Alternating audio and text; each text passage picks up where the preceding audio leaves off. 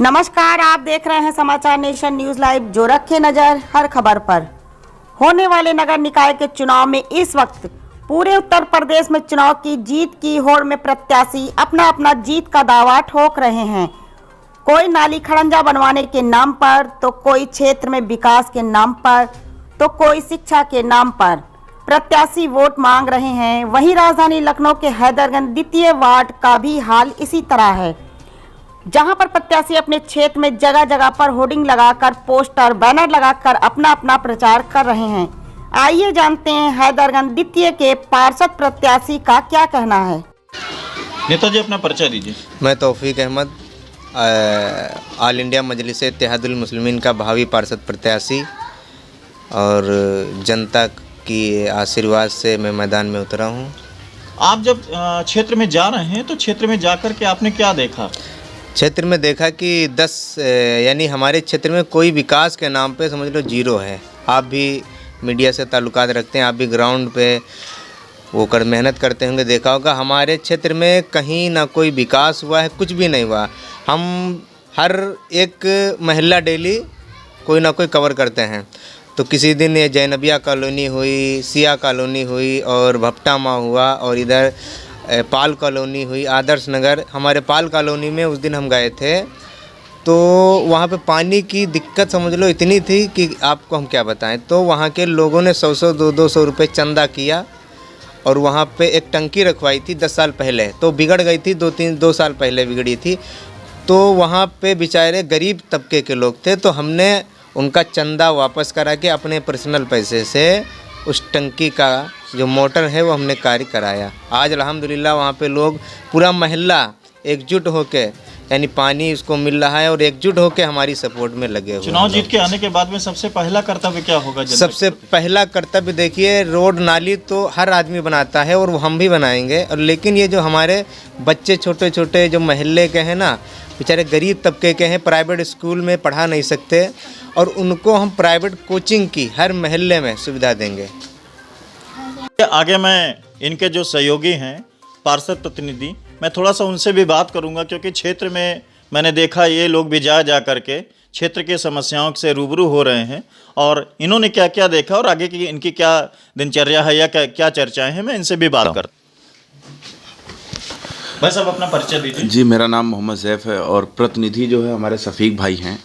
और मुझे लगता है कि इस देश के अंदर जो है ज़रूरत है अच्छे नेताओं की, जो अच्छी विचारधारा के हों और सही तरीके से, सही मायने में जो है देश की जनता की रक्षा कर सकें और देश के हित में काम कर सकें।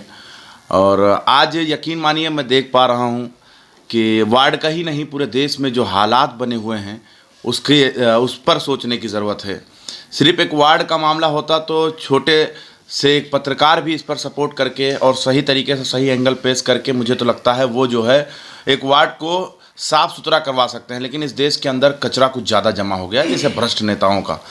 ये मेरा मानना साफ है कि इस देश के अंदर नेता ही आंदोलन नहीं कर सकते हैं, और ना ही समाज सेवी। इस देश के अंदर अगर आंदोलन की ज़रूरत है तो आज जो चंद पैसे में बिक गए पत्रकार को भी आंदोलन करने की ज़रूरत है, ये मेरा मानना है। क्योंकि पत्रकार का मतलब होता है जो चौथे स्तर, वो अगर चाहें तो इस देश की रीढ़ की हड्डी बन जाएं और बड़े बड़े भ्रष्ट नेताओं को जेल में डलवा दें।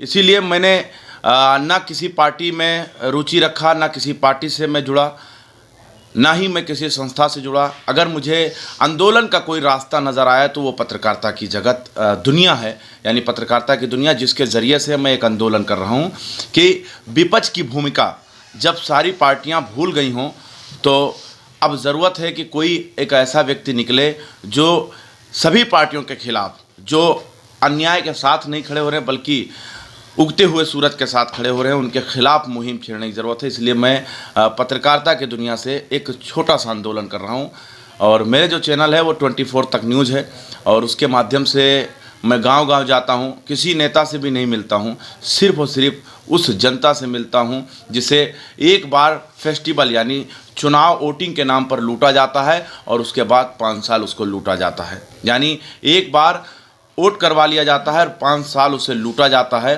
इसी मुहिम को लेकर हम गांव-गांव जुड़ते हैं और उन लोगों से मिलते हैं जिनके यहाँ ना तो नेता और ना ही कोई बड़ा पत्रकार पहुँचता है।